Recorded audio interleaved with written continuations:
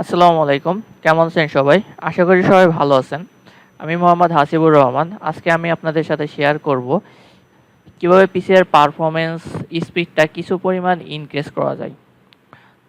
তো ১ম হচ্ছে আমরা চেক আপ করব আমাদের পিসির ব্যাকগ্রাউন্ডে কি সফটওয়্যার ইউজ হচ্ছে।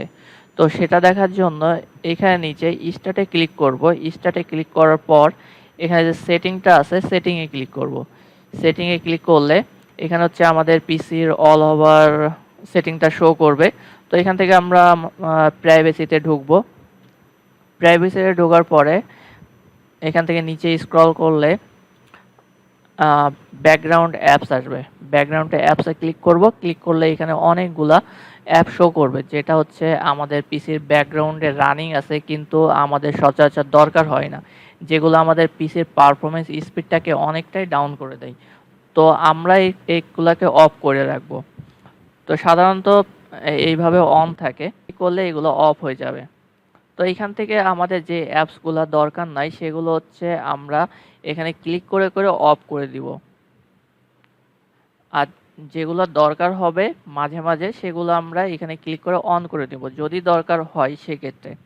তো এখান থেকে এটা অফ করার পরে আমরা এই উইন্ডো কেটে দিব এবং নিচে যে টাস্ক বারটা আছে সেটাতে রাইট বাটন ক্লিক করব। রাইট বাটন ক্লিক করার পরে এখানে টাস্ক ম্যানেজারে ক্লিক করব। টাস্ক ম্যানেজার থেকে আমরা দেখব আমাদের পিসিতে কোন অ্যাপগুলা রানিং আছে কিন্তু আমাদের দরকার নাই, সেগুলো আমরা এইখান থেকে স্টপ করে দিব। যেমন আমার এই মুহূর্তে ইন্টারনেট ডাউনলোড ম্যানেজারটা দরকার হচ্ছে না, কিন্তু ইন্টারনেট ডাউনলোড ম্যানেজার কিছু পরিমাণ মেমোরি ইউজ করতেছে। তো এইখানে দেখুন আমার গুগল ড্রাইভারটা অনেক পরিমাণ মেমোরি ইউজ করতেছে। তো এটা আমার দরকার নাই, সেক্ষেত্রে আমি এটাকে যদি ইন করতে চাই তো এটাতে রাইট বাটন ক্লিক করে ইন টাস্ক করে দিলে এটা ইন হয়ে যাবে, বা যেটা আমি ইন করতে চাচ্ছি সেটাতে সিলেক্ট করব। আমি যেমন ইন্টারনেট ডাউনলোড ম্যানেজার আমি সিলেক্ট করব। সিলেক্ট করার পরবর্তীতে নিচে এখানে ইন টাস্ক লেখা আছে, এটাতে ক্লিক করলে ইন্টারনেট ডাউনলোড ম্যানেজারটা ইন হয়ে যাবে। ঠিক এইভাবে যে অ্যাপসগুলো আমাদের দরকার নাই সেগুলো আমরা এখান থেকে সাকসেসফুলি ইন করার পরবর্তীতে এটা থেকে আমরা টাস্ক ম্যানেজারটা ক্যান্সেল করে দিব এবং পরবর্তীতে আমরা আসবো ডিস পিসিতে একবার ক্লিক করতে হবে এবং রাইট বাটন ক্লিক করে প্রপার্টিসে আসতে হবে। প্রপার্টিসে আসার পরে এভাবে একটা উইন্ডো ওপেন হবে। তো এইখান থেকে উইন্ডোজ 10 আপডেট করা আছে যাদের, তাদের এভাবে শো করবে এবং পরবর্তীতে আমরা এখানে পাশে কিছু অপশন পাবো, সেখান থেকে আমি ক্লিক করব সিস্টেম প্রোটেকশন। সিস্টেম প্রোটেকশনে ক্লিক করার পরে আমাকে এভাবে একটা উইন্ডো ওপেন হবে। এখান থেকে আমি আসবো অ্যাডভান্স থেকে আমি আসবো পারফরমেন্স থেকে আসবো সেটিংয়ে ক্লিক করার পরে আমি আবার আসবো অ্যাডভান্স থেকে আসলে আমি নিচে দেখতে পারবো ভার্চুয়াল মেমোরি। আমরা এখান থেকে আমাদের পিসির ভার্চুয়াল মেমোরিটা কিছু পরিমাণ ইনক্রিজ করবো। ইনক্রিজ করার জন্য এখানে যে চেঞ্জ লেখা আছে এটাতে ক্লিক করব। এটাতে ক্লিক করার পরে যে টিক মার্কটা দেওয়া আছে সেটাকে আমি উঠাই দিব। উঠাই দেওয়ার পরে এখানে আমার ড্রাইভার থেকে আমার যে হার্ড ডিস্ক ড্রাইভটা আছে সেই ড্রাইভ থেকে কিছু পরিমাণ জায়গা নিয়ে আমি ভার্চুয়াল মেমোরিটা ট্রান্সফার করতে চাচ্ছি। সেটার জন্য আমি আমার প্রথমে আমার ড্রাইভারটা দেখে নিব কোন ড্রাইভার থেকে জায়গা নিলে সুবিধা হয়। তো এইখানে দেখতে পাচ্ছি আমার 128 জিবি ই ড্রাইভে কিছু পরিমাণ জায়গা ফাঁকা আছে, 128 জিবি। তো এইখান থেকে আমি কিছু পরিমাণ জায়গা ট্রান্সফার করতে চাচ্ছি ভার্চুয়াল মেমোরিতে। তো আমি ই ড্রাইভে ক্লিক করব। ই ড্রাইভে ক্লিক করার পর এখানে নিচে আসবো কাস্টম সাইজে ক্লিক করার পর আমি চাচ্ছি 10 জিবি ভার্চুয়াল মেমোরিতে ট্রান্সফার করতে। তো আমি 10 জিবির জন্য 240 এবং ম্যাক্সিমাম সাইজ দিয়ে রাখলাম 240। তো ক্যালকুলেট করার সিস্টেম হচ্ছে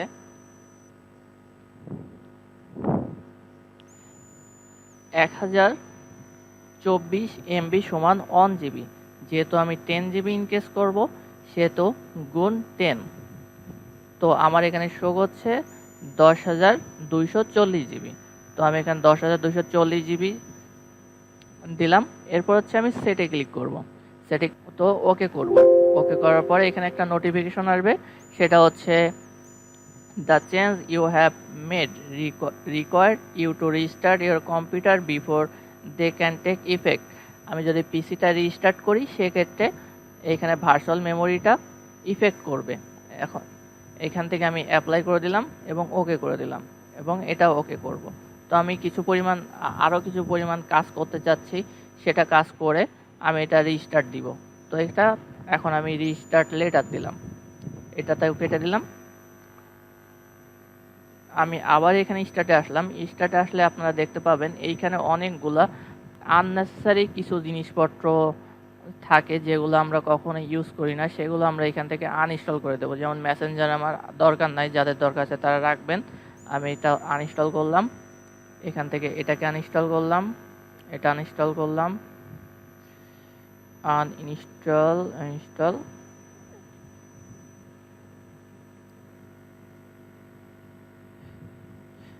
এগুলো হচ্ছে আমাদের নেট স্পিডটাও অনেকটাই ওকে। এইখান থেকে ওয়েদারটা আনইনস্টল করলাম, এখান থেকে অন নোট, যেগুলো যেগুলো দরকার নেই আমরা এখান থেকে সেগুলো আনইনস্টল করে দিব। ওকে, হোয়াটসঅ্যাপ দরকার নাই। তো পরবর্তী আমাদের কাজ হচ্ছে,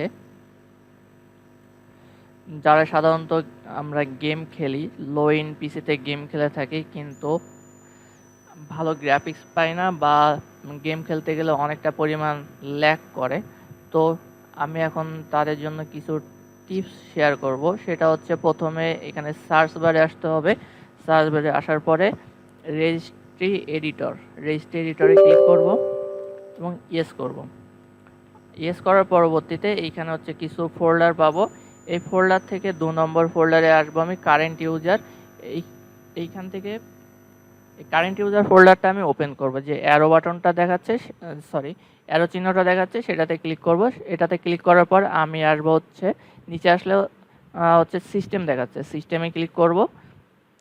সিস্টেমে ক্লিক করার পর এখানে 2টা সাব ফোল্ডার পাবো। সাব ফোল্ডার থেকে আমি গেম কনফিগ স্টোরে ক্লিক করব। গেম কনফিগ স্টোরে ক্লিক করলে এখানে কিছু অপশন ওপেন হবে। তো এইখান থেকে সাধারণত এইভাবে থাকবে, তো এই বারটাকে টেনে এইভাবে নিয়ে যাওয়া যাবে। এইখানে যে আমার গেম ডিভিআর অ্যানাবেলটা আছে, এটাতে আমি ভ্যালু 0 রাখবো। আপনাদের পিসিতে যেটাই থাক সেটা কেটে 0 করে দিবেন এবং পরবর্তীতে game DVR FC behaviour mode সেটাও যেটাই থাক সেটা কেটে 2 করবেন এবং নিচে পরবর্তীতে গেম ডিভিআর ওনার ইউজার এফসি বিহেভিয়ার মোড, এটাতেও আপনারা 2 করবেন ভ্যালু। এইখান থেকে যখন এই 3টা আপনার ভ্যালু চেঞ্জ করতে হবে, প্রথমটা 0 এবং পরবর্তীতে 2টাতেই 2 করে দিতে হবে। তো এটা করার পরবর্তীতে আমি নিচের তাতে আসবো লোকাল মেশিনে আসার পরবর্তীতে আমি আসবো